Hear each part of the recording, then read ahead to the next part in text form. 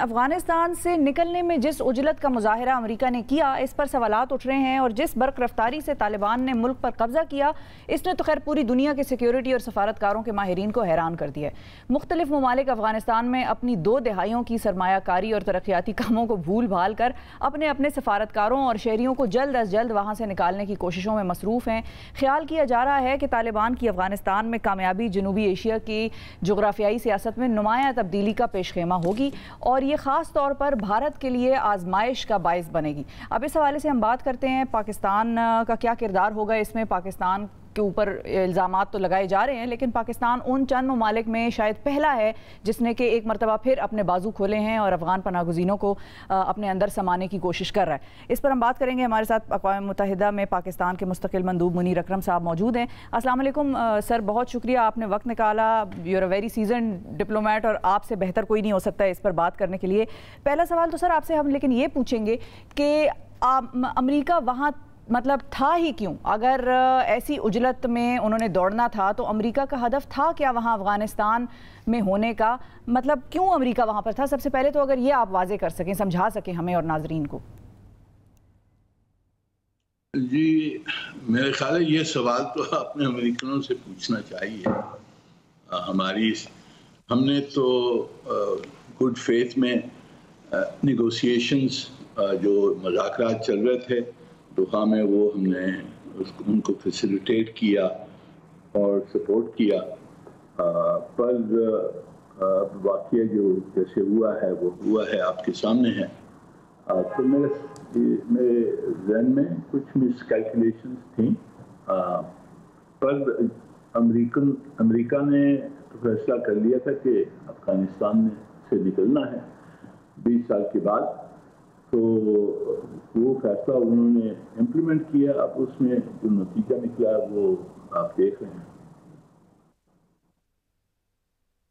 تو سر اصل میں اس سوال پوچھنے کا مقصد یہ تھا کہ بہت سارے الزامات پاکستان پر بھی لگائے جاتے ہیں، تو اگر آپ $1 ٹریلین خرچ کر رہے ہیں، اگر آپ خود افغانی فوجیوں کو ٹرین کر رہے ہیں اور اس کے بعد ہار رہے ہیں، تو اس میں پاکستان کا کیا قصور ہے؟ یہ پاکستان کو کوئی قصور نہیں ہے، یہ تو کچھ لوگ جو اب ایکسپلین کرنے کی کوشش کر رہے ہیں کہ یہ کیوں ان کی کامیابی نہیں ہوئی، وہ لوگ ایکسپلینیشنز میں بہت ساری چیزیں پیش کر رہے ہیں، اس میں پاکستان کو بھی بلیم کر رہے ہیں۔ یہ تو پرانی گیم ہے، بلیم گیم جو پاکستان کے خلاف۔ بالکل صحیح ہے، لیکن سر یہ بتائیں کہ اس سارے انخلا کی حکمت عملی پر تو دیگر ممالک بھی بڑی تنقید کر رہے ہیں، طریقہ کار ان کو ٹھیک نہیں لگ رہا۔ آپ کو کیا لگتا ہے واقعی طریقہ کار ٹھیک نہیں تھا؟ آپ کو یہ ساری سچویشن کیسی نظر آئی انخلا کی؟ جی، اب ہمیں آگے دیکھنا ہے کہ افغانستان کو کس طرح سے وہاں امن لے سکیں ہم۔ پوری دنیا کی رسپانسبلٹی ہے، نہ صرف پاکستان کی، پر پوری دنیا کی رسپانسبلٹی ہے کہ افغانستان میں امن آئے۔ اس کے لیے ہماری سمجھ میں اگر وہاں ایک انکلوسیو گورنمنٹ ہو جس میں طالبان بھی ہوں اور دوسرے جو وہاں کے ایتھنک گروپس ہیں، ریلیجس گروپس جو ہیں، ان کی بھی ریپرزنٹیشن ان میں ہونی چاہیے، تو ہم سمجھتے ہیں کہ ایک انکلوسیو حکومت اگر وہاں آ جائے تو وہ شاید افغانستان میں امن لے آ سکے گی، اور وہ ہمارے فائدے میں ہوگا، خطے کے فائدے میں ہوگا اور دنیا کے فائدے میں ہوگا۔ ٹھیک ہے۔ اچھا سر، اب یہ جو اشرف غنی کی وہاں پر حکومت تھی، اس کے حوالے سے لوگ یہ کہہ رہے ہیں بہت سارے کہ جی وہ تو وہاں پر بڑی پاپولر حکومت تھی، حالانکہ وہ تھی ویسٹرن بیکڈ حکومت، امریکہ بیکڈ حکومت تھی۔ تو اشرف غنی صاحب کی جو حکومت ہے اس کے حوالے سے آپ کو کیا لگتا ہے کہ وہ وہاں کے عوام میں مقبول تھی، لوگ اس کو سپورٹ کرتے تھے؟ جی دیکھیں، ان کے ساتھ تو جو لوگ تھے، کافی لوگ تھے، وہ سمجھتے تھے کہ افغانستان کی حکومت جو غنی صاحب کی حکومت تھی وہ وہاں ڈیولپمنٹ لے آئے گی امریکہ کے اور دنیا کی سپورٹ کے ساتھ، پر جو گراؤنڈ لیول پر یہ تو نظر آ رہا ہے کہ وہ سپورٹ بہت کمزور تھی، اور اسی لیے وہ طالبان کامیاب ہوئے ہیں. تو اب وہ ریکیلکولیشن جو پچھلی تھی وہ تو سب بدل گئی ہیں. اب ہم نے آگے دیکھنا ہے کہ اب طالبان نے کابل میں آ گئے ہیں, اب کس طرح سے ہم وہاں صلح اور امن لے آ سکتے ہیں, یہ اس پہ توجہ نہیں دینی. ٹھیک ہے. تو سر ہندوستان, اچھا اب ایک اور سوال بھی ہے بڑا اہم کہ ہندوستان نے افغانستان میں اپنے حامی کھو دی ہیں بیسیکلی, تو امکان ہے کہ ہندوستان کا آپریشن اور اگریشن جو بھی ہے وہ مقبوضہ جموں کشمیر میں نکلے گا. اس حوالے سے پاکستان کو پہلے ہی کس قسم کے سٹیپس ہیں جو آپ کے خیال میں اٹھا لینے چاہیے؟ جی دیکھیں, ہندوستان جو زیادتیاں جموں کشمیر میں کر رہا ہے وہ تو جاری ہیں. وہ افغانستان میں جو کچھ وہ ہمارے خلاف کر رہا تھا اس کو ہماری کوشش ہوگی کہ وہ جو ہمارے خلاف وہاں افغانستان سے جو آپریشن وہ اسپانسر کر رہے تھے ان کو بند کیا جائے, اور ہماری خواہش ہوگی کہ وہاں جو بھی حکومت آئے گی کابل میں ان سے ہم کوآپریٹ کر کے اس کو بند کروا دیں. جہاں تک کہ کشمیر کا جو مسئلہ ہے وہاں تو ہندوستان نے 9 لاکھ فوج کھڑی ہوئی ہے, اور کشمیری عوام کو وہاں ان کے انسانی حقوق ہر روز وہ وائلیٹ کر رہے ہیں. وہ ہندوستان کا وہ کیمپین تو کبھی رکا نہیں تھا, وہ جاری ہے, اور اس کو ہم نے دنیا میں ایکسپوز کر کے بتانا ہے کہ ہندوستان کو جو انسانی حقوق کی سٹینڈرڈز ہیں اس پہ آنا چاہیے, اور ان کو پاکستان اور کشمیریوں سے مذاکرات کے تحت ایک جسٹ سلوشن ہونی چاہیے جو سیکیورٹی کاؤنسل ریزولوشنز اور کشمیری عوام کی جو خواہشیں ہیں ان کو فلفل کر سکیں. تو سر یہ جو ہندوستان نے یو این کے اجلاس میں پاکستان کو بولنے کا موقع نہیں دیا, اس حوالے سے کیا کہیں گے؟ کیا ہندوستان کو یہ حق حاصل ہے کہ وہ ایسا کر سکے, اور باقی جو ممالک تھے ان کا کیا رد عمل تھا اس پر؟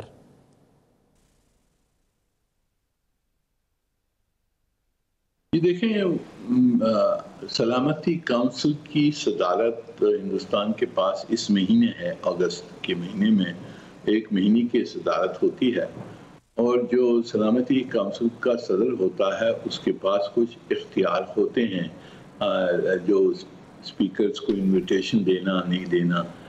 تو وہ ہندوستان نے ابیوز کیا ہے, کیونکہ صدر کی حیثیت سے تو انہیں امپارشل رہنا چاہیے, اور جہاں کوئی مسئلے میں کوئی اگر پاکستان ہو یا کوئی اور ملک ہو جس کی شرکت سے سلامتی کونسل کو فائدہ ہوگا, ان کے بحث میں فائدہ ہوگا, اضافہ ہوگا, تو اس کو انوائٹ کرنا چاہیے. یہ ایک ٹریڈیشن رہا ہے, پر ہندوستان نے پاکستان کی دشمنی کی وجہ سے انہوں نے انکار کر دیا.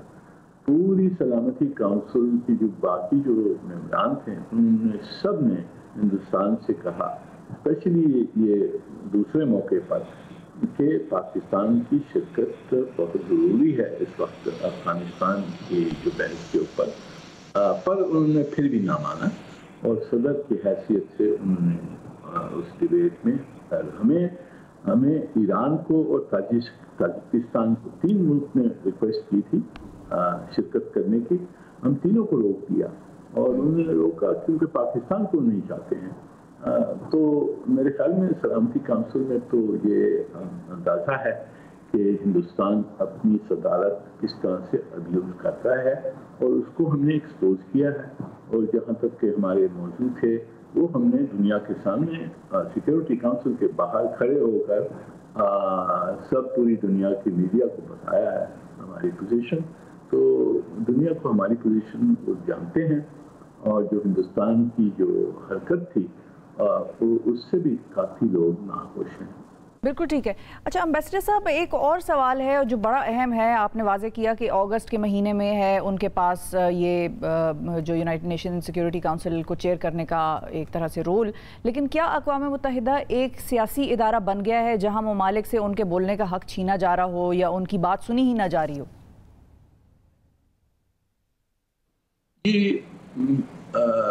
सलामती काउंसिल की जो दूसरे इदारे हैं वहाँ तो मेरे ख्याल में बोलने का सबको हक है।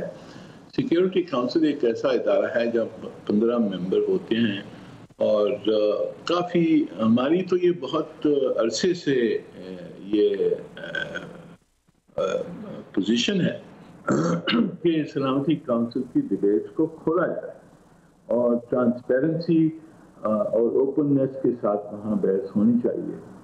पर सलामती काउंसिल में एक ट्रेडिशन बन गई है कि वो क्लोज्ड मीटिंग्स, बंद मीटिंग्स में बहस करते हैं, फैसले करते हैं। तो ये एक स्ट्रक्चरल प्रॉब्लम है जिसको हमने एड्रेस करना है और ये हिंदुस्तान की हरकत की वजह से ये हमारी पोजीशन है उसको काफ़ी सपोर्ट मिलेगी। अब सर ज़रा अफ़गानिस्तान की तरफ आते हैं। वहाँ तालिबान की एक तरीके से हुकूमत तो बन रही है, उसका अमल दखल, उसका सारा अमल जो है वो जारी है, प्रोसेस जारी है। अब शुरू के दिनों में उन्होंने जो प्रेस कॉन्फ्रेंसेस की, उन्होंने जो मीडिया के हवाले से इक़दाम किए, जो ख़वातीन के साथ जो बर्ताव रहा है उनका जो है वो माइनॉरिटीज़ के साथ बर्ताव रहा है, उस बर्ताव को बहुत सारे लोग बड़ा पॉजिटिवली देख रहे हैं। जो ममालिक हैं, दीगर ममालिक UN के, वो और पाकिस्तान कैसे देख रहे हैं इन चीज़ों को?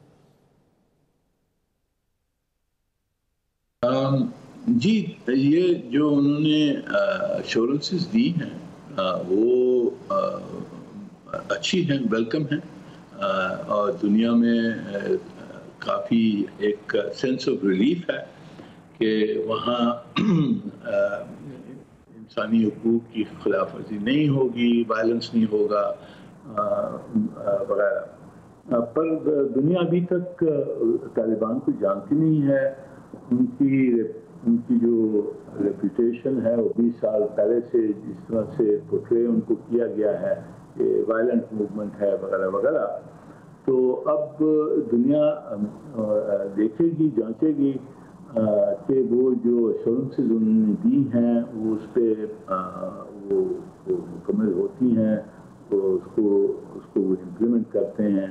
तो अगर वो इम्प्लीमेंट करेंगी तो दुनिया में उसको वेलकम किया जाएगा। ठीक है, बिल्कुल ठीक है। और फाइनली एम्बेसडर साहब, पाकिस्तान की तरफ से जो ऑफिशियल पोजीशन है वो नहीं आई, काफ़ी दिन गुजर गए हैं जब से काबुल पर कब्जा हुआ है। पाकिस्तान की ऑफिशियल पोजीशन इस सारे मामले पर क्या है आपके ख्याल में, या जो आपको समझ में आती है? जी, मेरे ख्याल में हमारे